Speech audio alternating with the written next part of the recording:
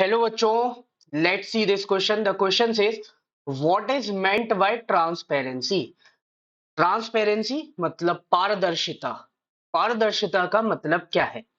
So the answer is the right and the means available to citizen for examining the process of decision making is known as transparency.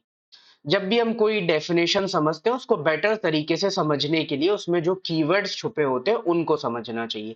So here the keywords are the right, the means and the decision making. ये तीन चीजों को हम समझ जाएंगे, हमें answer इसका समझ आ जाएगा।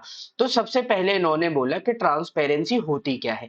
तो सबसे पहले हम समझते हैं डिसीजन मेकिंग। सर, आप कोई भी डिसीजन ले रहे हो, आपके घर पे कोई भी डिसीजन होता है, जैसे सपोज आपने अपने घर पे बोला कि सर मुझे ना घूमने जाना है कहीं पर, ठीक है। तो आप बोल रहे हो मुझे घूमने जाना है। अब आपके पेरेंट्स ने बोला नहीं, आप कहीं नहीं जाओगे घूमने, यहीं पर रहोगे। अब आपने बोला क्यों, मैं क्यों नहीं जाऊंगा, आप मुझे उसका रीजन दो। ठीक है। तो अगर वो आपको रीजन नहीं बता रहे उसका मतलब उनका जो डिसीजन है वो ट्रांसपेरेंट नहीं है। वो क्योंकि आपको कारण नहीं बता रहे, क्योंकि आप वहां पे क्यों नहीं जा सकते हो, इसका कारण नहीं बता रहे। वहीं पे अगर वो आपको उसके रीजंस अवेलेबल कराते तो मतलब उनका जो डिसीजन है उसका फिर आप एनालिसिस कर पाते कि डिसीजन करेक्ट है या इनकरेक्ट है ना। तो जो भी कोई डिसीजन मेकिंग कर रहा है उसके एनालिसिस करने के लिए आपके पास उस डिसीजन को किस बेसिस पर लिया गया है वो तो पता होना चाहिए। तो उन्हीं को हम बोलते हैं मीन्स, कि आपके पास क्या मीन्स अवेलेबल है जिनसे आप पता कर सकते हो कि ये डिसीजन कैसे लिया गया है। ठीक है। और ये जो डिसीजन मेकिंग हुई है, कुछ केसेस में ये आपका राइट है कि आपको बिल्कुल इसको जानना ही है। अब यहाँ पे फैमिली के मैटर्स पे तो ये हर केस में एप्लीकेबल नहीं होगी, अदरवाइज आप पापा से पिट जाओगे। ठीक है। ये यहाँ पे एप्लीकेबल होती है जब हमारे देश के मैटर्स आते हैं। आपके देश में अगर कोई अटैक कर रहा है या किसी भी तरीके की प्रॉब्लम्स आ रही है तो बीइंग अ सिटीजन आपको हक होता है कि आप उन चीजों को जानो। तो इसके लिए ये सबसे पहले आपका राइट है। तो ये राइट आप कहाँ पे यूज कर सकते हो? पार्लियामेंट में। आपके मेंबर ऑफ पार्लियामेंट्स आपके थ्रू इलेक्ट होते हैं।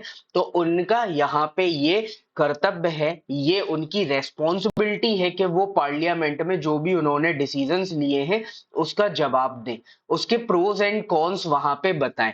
प्रोज हमेशा कौन बताएगा? तो भाई गवर्नमेंट जो रूल कर रही है वो अच्छा अच्छा ही बताएगी, तो वो प्रोज ही बताएगी। और कॉन्स यहाँ पे कौन बताएगा? तो कॉन्स हमेशा अपोजिशन पार्टी बताएगी, क्योंकि उनको सरकार में आना है तो वो तो कोशिश करेंगी कि इनकी गलतियां ही बताएं। तो अपोजिशन कॉन्स बताएगी और प्रोज बताएगा यहाँ पे कौन? आपका जो रूलिंग पार्टी है, जो गवर्नमेंट है वो। ठीक है। तो इनसे आपको प्रोज और कॉन्स पता चल गए। अब उसके बेसिस पे आप डिसाइड कर सकते हो कि वो जो डिसीजन लिया गया है, वो जो पॉलिसी बनाई है, वेदर इट इज करेक्ट और नॉट करेक्ट। ठीक है। तो यहाँ पे आपको मीन्स क्या हो गया? यहाँ पे पार्लियामेंट आपका एक प्लेटफॉर्म बोल दो आप, जो आपको यहाँ पे अवेलेबल है, जिसके थ्रू आपको पता लग रहा है कि डिसीजन करेक्ट है या इनकरेक्ट है। तो पार्लियामेंट इज द मीन्स। ठीक है। अब पार्लियामेंट पे जो भी कार्रवाई चलती है, जो भी वहां पे फंक्शनिंग होती है, उसको आप कहाँ देखते हो? तो उसको आप लाइव देख सकते हो टीवी में। ठीक है। पार्लियामेंट का अपना खुद का चैनल भी है, संसद टीवी, जो फ्री ऑफ कॉस्ट अवेलेबल होता है, तो उस पर आप देख सकते हो। ठीक है। तो ये मीन्स है।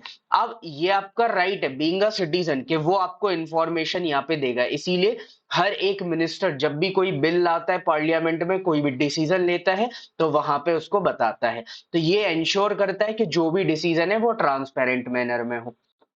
अब फिर गवर्नमेंट्स कुछ डिसीजन नहीं बताती थी, तो यहाँ पे फिर हम एक और एक्ट लेके आए, RTI act, right to information act. इसके थ्रू अब आप यहाँ पे डिसीजंस गवर्नमेंट से निकलवा भी सकते हो, क्योंकि आपका राइट है। तो ये एक और मीन्स आपको प्रोवाइड कर दिया है। तो आई होप अब आपको ट्रांसपेरेंसी बेटर तरीके से समझ में आ गई होगी। Hope you understood it well. Best of luck. Thank you.